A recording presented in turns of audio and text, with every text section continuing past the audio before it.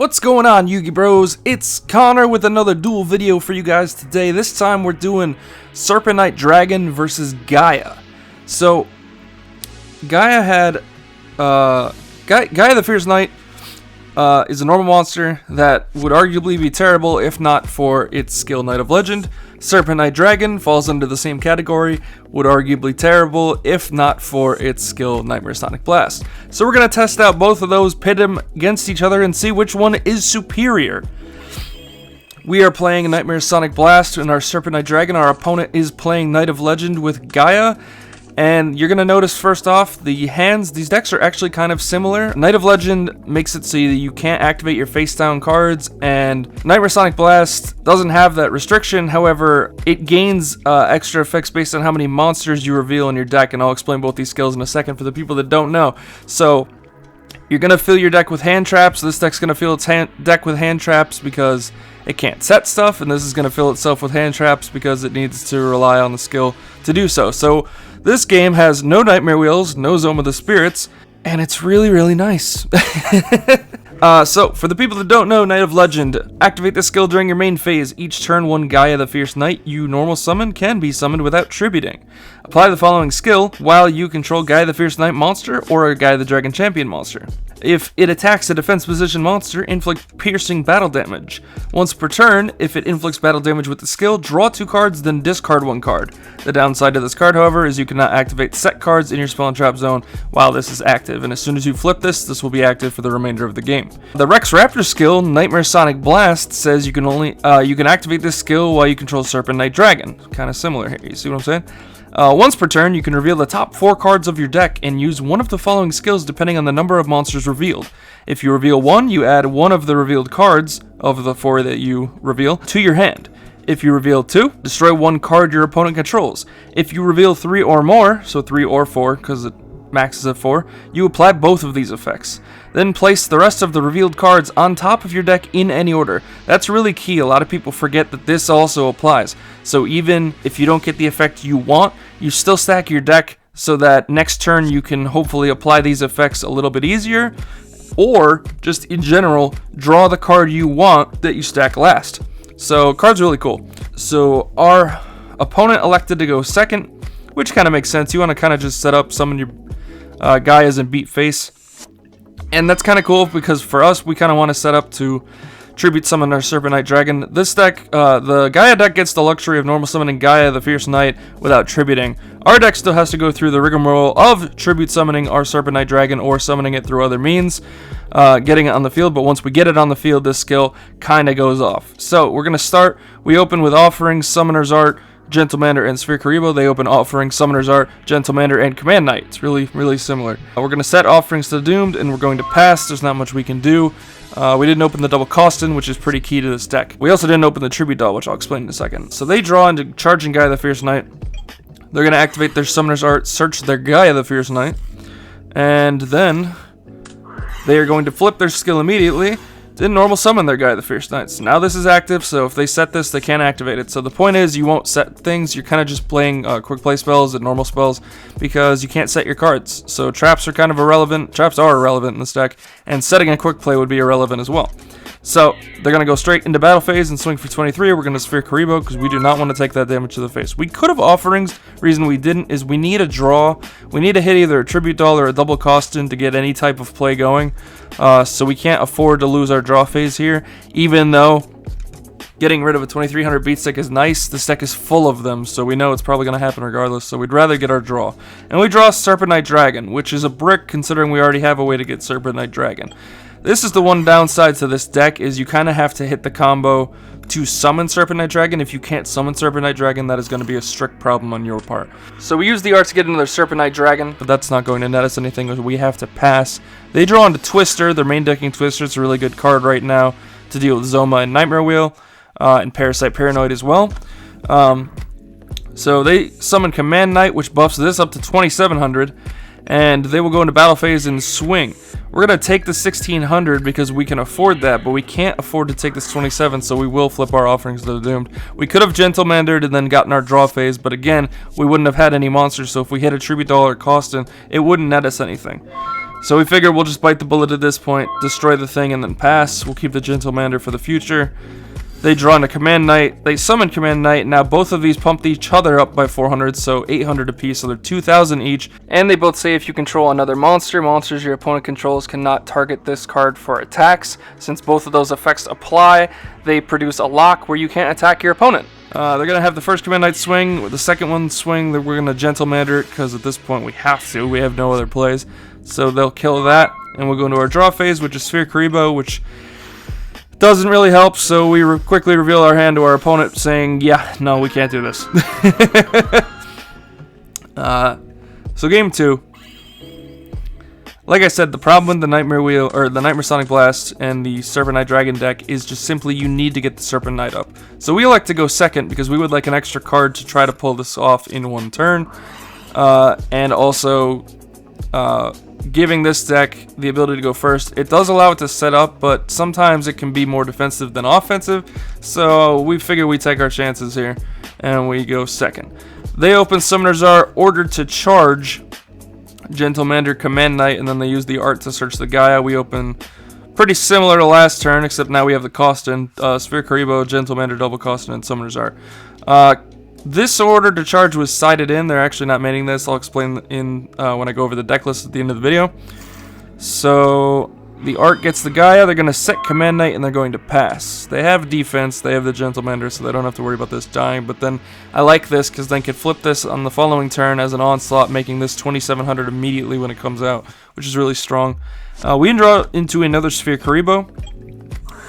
So we're going to use our art since our opponent knows what deck we're playing now. There's no reason to hide this. Might as well thin the deck card, add our Serpent Knight. Normal summon our double Costin, go into battle phase and swing into Command Knight only to lose 200 life points. Usually if Gaia is setting, chances are it's Command Knight. They'll draw into charging Gaia. They're going to then flip their skill, normal summon Gaia the Fierce Knight. Switch Command Knight to attack mode, and have Gaia swing in the battle phase into double Costin. We're going to Sphere Karibo that. They're going to then chain order to charge, tributing this to destroy one monster we control, which is really strong because if this lasts, they know we most likely, actually they do know we have Serpent Knight Dragon in hand. But even if they didn't, definitely no reason to take a chance on summoning it. So they're going to straight up get rid of our monster at the cost of their Gaia. And then swing in here with Command Knight for 1,600. Really strong move on their part. This card doesn't really get played in Gaia, and I'm kind of surprised it doesn't. I understand it doesn't really need to be played the main deck offerings, though the Doomed is a card that does exist. But this card doesn't target, which is already really good. And then also for reasons like if they stop you or stop your Gaia or some other way, you know, just in general, like your whole deck follows around Gaia and the normal Gaia, so order to charge usually isn't dead. So it was a really cool combo there, and it did slow us down. However, we do draw into Tribute Doll, so we're going to set Gentlemander, activate Tribute Doll, allowing us to tribute one monster to special summon level 7 monster from our hand that can be normal summon or set. It summons Serpent Knight Dragon. The downside is we can't attack with it this turn, but that's not the point. The point is now we can finally activate Nightmare Sonic Blast. So we're going to reveal the top 4 cards. We hit 2 monsters, which means we get to destroy one card on their field. Keep in mind that also doesn't target, which is really strong. And then we're going to stack these back in order. We're going to put Serpent Knight first, Summoner's Art second, Tribute Doll third, and Double Costin fourth, so that we draw into the Double Costin next turn, having an extra monster to swing, and essentially putting it down to a monster and 2 spell cards to reveal with this. We don't know what the 4th card will be, but we do know if we hit a non-monster, we will get this effect, which allows us to add stuff directly to our hand, which is kind of where we want to go with it at that point. But that upside is, if we do hit another monster and they do produce something on the field, then we get the destroy card. It's really good. Once you get this ball rolling on this deck, it's really strong. This skill is really, really powerful. They draw into Sphere Karibo and they pass. There's no reason to set this or anything. They've got 2 defenses in the charging. They could summon the charging and protect it, I guess. Yeah, I guess I probably would have done that if I were them. The downside to charging Gaia here is that it comes out at normal summons out at 1,900, and if you draw into a Command Knight on a later turn, it goes back to its original 23. But Serpent Knight Dragon is conveniently 2,350, making it irrelevant. If this was a regular Gaia, I would have definitely normal summoned it. That way you can protect it with these 2, and if you draw into a Command Knight, then the boy goes up to 27, and that gets over this. But this coming out at 19 is actually very problematic. So it's interesting. Unfortunately, this skill only lets you normal summon Gaia the Fierce Knight like the normal monster. It doesn't say a Gaia the Fierce Knight monster. The Gaia the Fierce Knight monster effect applies to this part down here with the piercing and stuff, but not the actual normal summon. So we can't normal summon this out at 2300. It has to, if we're gonna normal summon it without tributing, it's gonna come out with its effect and bring itself to 1900. So we draw into double costing like we knew. We're gonna then use the skill, and we're going to reveal 2 monsters. Keep in mind, this has to. You have to do what it says, essentially. So, yeah, we revealed a monster, but we can't then do this with the 2 that we revealed. It has to be the 2 effect. So, unfortunately, we're not going to get anything here other than just being able to restack our deck. But the cool thing is we hit a Sphere Karibo, so we're going to stack Sphere to the top, so that next turn we draw into the Sphere Karibo. We're going to normal summon double Costin. We're going to go to battle phase, have Costin swinging for 1700. They're going to take that, and then we're going to have Serpent Knight swinging for 2350, which is conveniently game, and they're going to have to Sphere or Gentlemander, and they Sphere. What's cool about this card, too, is that its defense is higher than its attack for some reason. So, again, against Gaia Knight, 2400 defense seems really good. So they draw into another charging Gaia. Unfortunately, that's not going to help them. At this point, they might as well normal summon it. They're going to swing into double cost, and we're going to Sphere. Yeah, it puts them in a really bad position. We draw into the Sphere Karibo that we stacked. We're going to reveal the top 4. And this is where Offerings to the Doomed is really strong in this deck. We revealed 1 monster, so we get to add 1 of those cards to our hand, and we add Offerings. And the beautiful part about Offerings to the Doomed is that we can use it immediately to destroy their monster and swing in for what would be game, but they do have a Gentlemander here, so we're going to have Serpent Knight swinging a Gentle, and we're going to have Costin swinging for 17, putting them down to 600. And it seems like we're set here. This deck really can't top deck unless it hits like an Offerings to the Doomed, and even so, I guess that's the only thing that would really help here. Because then they could pop this, have this, try to swing over this. Even if we Sphere it, we can't get over this thing's defense. So they're really gunning for an Offerings. Unfortunately, they don't get that. They do get a Sphere Karibo, however. So they summon Gaia once again, try to swing into double Costin. We retaliate once again with our Sphere Karibo. And we don't draw because of Offerings to the Doomed. And normally this would be prevent another turn. I'm sorry. Yeah, this would swing into this, and Sphere Karibo would wall this, but our skill's going to go off. We're going to reveal 2 monsters conveniently, which will destroy his charging Gaia.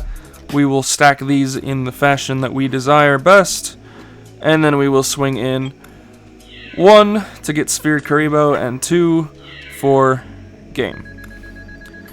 So yes, there's a lot of luck that comes with this deck. You have to hit the right cards at the right times, and obviously you have to get the Serpent Knight Dragon on the field, but as you can see, if the perfect storm proceeds to work out, it's easy and smooth sailing. Alright, so third game here, they start Command Knight, Gentlemander, Gaia the Fierce Knight, and Summoner's Art. They elect to go second. Once again, we open Gentlemander, Sphere Karibo, double costed, and Tribute Doll. So actually, we don't have a Serpent Knight Dragon, but you realize once we do, we have a way to do it. The long haul with this, or the short haul with this. We're actually going to take advantage of that and normal summon our double costed and pass. Yes, they have ability to get rid of it, or put an Offerings on it. But we have this as the backup play, so that hopefully the Offerings kills this and not our Serpent Knight Dragon. And we have defense for days to keep this alive, at least from attacks. They're going to Summoner's Art into Gaia the Fierce Knight. They're going to then flip the skill, summon Gaia the Fierce Knight, go into battle phase and swing over Costin, only to get Sphere Karibo'd. So they will pass. We draw into a Serpent Knight Dragon. Hell of a top deck, let me tell you. I was really hoping Summoner's Art or this, and we got that. We got there, boys. So we're going to Tribute Summon this the old-fashioned way. Double Costin, for people that don't know, is treated as 2 tributes for the Tribute Summon of a Dark Monster. Real convenient in this situation. Then we reveal Nightmare Sonic Blast. We reveal 4 cards, and we hit the effect to add a card to our hand. So we're going to add Sphere Karibo for extra defense and stack these Tribute Doll and Summoner's Art so that next turn we can draw into a Summoner's Art, search a Serpent Knight Dragon, and then have another combo to get another Serpent Knight on the field. So we're kind of sitting pretty. We're going to have Serpent Knight try to swing into Gaia. They're going to Command Knight, which is strong. I'm sorry, they're going to Sphere Karibo, sorry, which is strong because they have Command Knight in hand.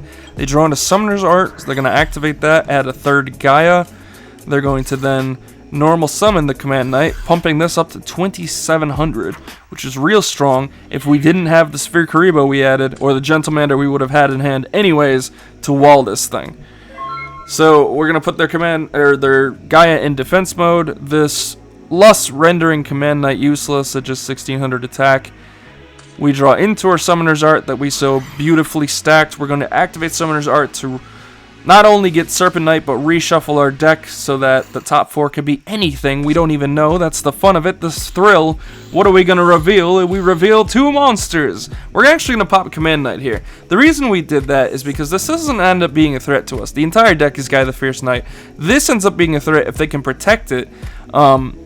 And then put another one on the field. Then all of a sudden they have a Command Knight lock, and they also have a double buffed Gaia, which gets a little scary. Yes, in defense mode it doesn't buff the defense, but I'd rather not take the chance on it. We don't know what their hand is, or it could be. So I get rid of the Command Knight instead, and then I stack these so that our Offerings to the Doomed will be sitting nicely on top. We elect to not summon anything here. I think I should have summoned Gentlemander just for extra defense, but the thought process is if you don't let them know that you have it, that they might misplay, assuming they think you don't have an answer. So might as well take the chance. They're gonna Gentlemander here, so we're forced to swing into that. That protects their Gaia, and we're gonna pass.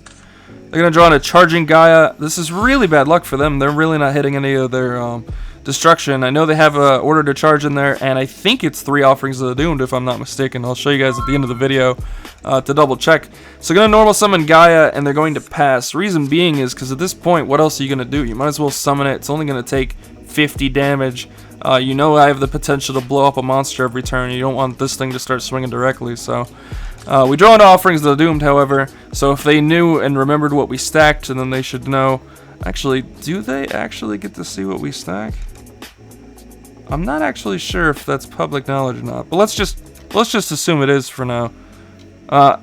Either way, we add the Offerings. We're going to use the skill once again. We're going to reveal 3 monsters this time, so we get both effects. We're going to pop the one in attack mode, just in case of some BS. Maybe they're playing that hand trap in this game, I forget what it's called, but it boosts by 300 during the damage step. I don't know. We're not taking a chance on our boy getting destroyed. And then we will also add Sphere Karibo as well. We're going to stack these, and we're going to stack Gentlemander on top. We're going to normal summon Gentlemander from hand. We're going to set our Offerings to the Doomed. Beautiful thing about this deck is you can still set and activate your set cards. This deck you can't. We're going to go to battle phase and have Gaia swing in. Serpent Knight swing into Gaia. God, they're all level 7 normal monsters. And Mander will swing in for a 1200 damage. They'll draw into Offerings to the Doomed. A little late, but better than never. They're going to normal summon their Gaia and swing into their Gentlemander. We're going to sphere that, and they retaliate with an Offerings to the Doomed, getting rid of our Serpent Knight Dragon. Little do they know, however, we have the backup plays. We have Tribute Doll, so we're going to tribute our Gentlemander for Serpent Knight Dragon. We're going to use our skill and reveal 2 monsters, so this gets rid of the Gaia. Then we're going to stack these back happily in order of our choosing, putting Gentlemander on top for future draw, future defense plays. We're going to normal summon this Gentlemander, because keep in mind we had the Gentlemander from last turn on the field. We used Tribute Doll to special summon this, so we normal summoned this. We're going to go into battle phase. We can't attack with this because of Tribute Doll, so Gentlemander will swing in for 1200. And with all of this plus Offerings of the Doomed, we feel we're sitting in a pretty high position. They don't draw because they used Offerings of the Doomed, so all they have left is this Charging Gaia that is forced to attack our Gentlemander. We at this point flip Offerings of the Doomed because we know they have no other recovery left. We draw because why not? We normal summon because why not? And we go into battle phase because that would be game. So, we didn't lose a single life point that game. Crazy. Yeah, these decks are really cool. I like Gaia a lot. I like the ability that this deck gives it. The downside to it is you need to back up your boy with as many things that you can't set as possible to continue to get this to be relevant to where it wants to be. You also kind of want to put your opponent's monsters in defense most of the time to take advantage of this piercing effect where you draw 2 and discard 1. Unfortunately, against this deck, the defense is higher than the attack, so it's a little tough to do that unless you're dealing with these things. And then with this deck, the downside of it is just mainly you need to get this on the board as fast as possible. If you can't get this on the board, like we showed in game 1, you can't win the game. It's just as simple as that. It's a gimmicky deck. So if you get this on board and you can start popping off with this skill, then you should be fine. But if you can't, that's your one downfall. So the Gaia deck first, we're playing 3 Gaia the Fierce Knight, 3 Charging Gaia the Fierce Knight, 2 Command Knight, 3 Gentlemander, 3 Summoner's Art, 3 Offerings to the Doomed, and 3 Twister. Twister basically to deal with the current format. Continuous cards are a BIT blank blank right now. Zoom of the Spirit, and Nightmare Wheel especially, but also Parasite Paranoid is also a thing you want to get rid of as fast as possible. So we have that for that. The side deck's pretty simple. Double Sphere Karibo adds to putting opponent's monsters in defense mode so that you can get the piercing effect off of this more often. A little bit extra defense as well. Triple Night Beam, I hate burn with a passion, but also if the twisters aren't working out in the matchup that you have them for, you can sub them out for this. And then the one order to charge, because this card's strong, like I said.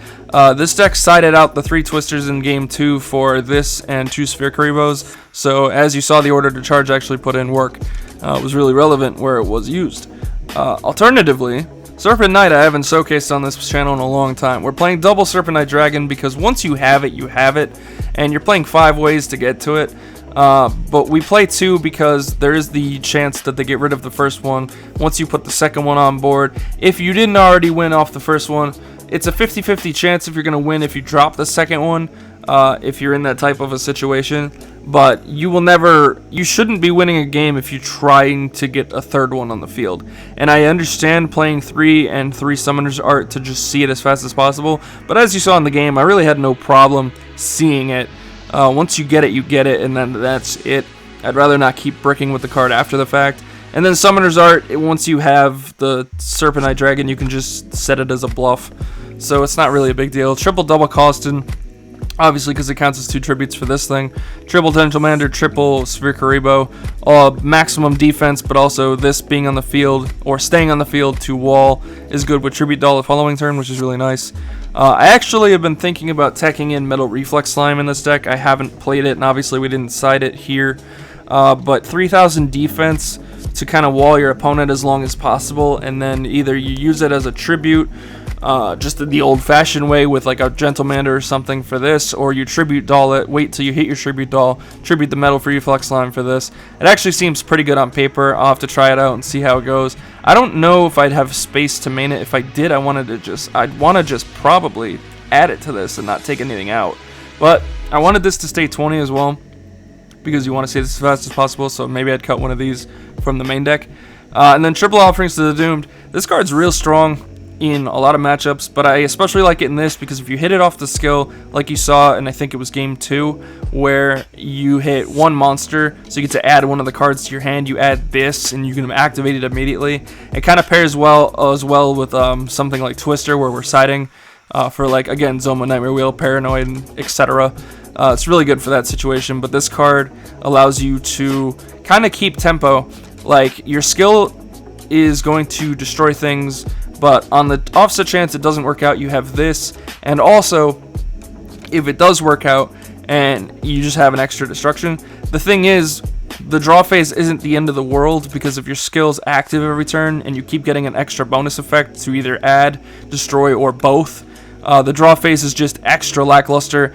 But you can also like stack your deck in a way that if you knew you had an offerings, essentially you'll hit the same 4 cards the following turn if you can't get your draw phase. So if you liked how your 4 cards were for your skill, you can continue that the following turn by skipping draw phase with this. I don't know, it's a really cool interaction that I really like in this deck. We sided double Heat Wave. It didn't matter here because they normal summoned Gaia, the normal monster. So much for that.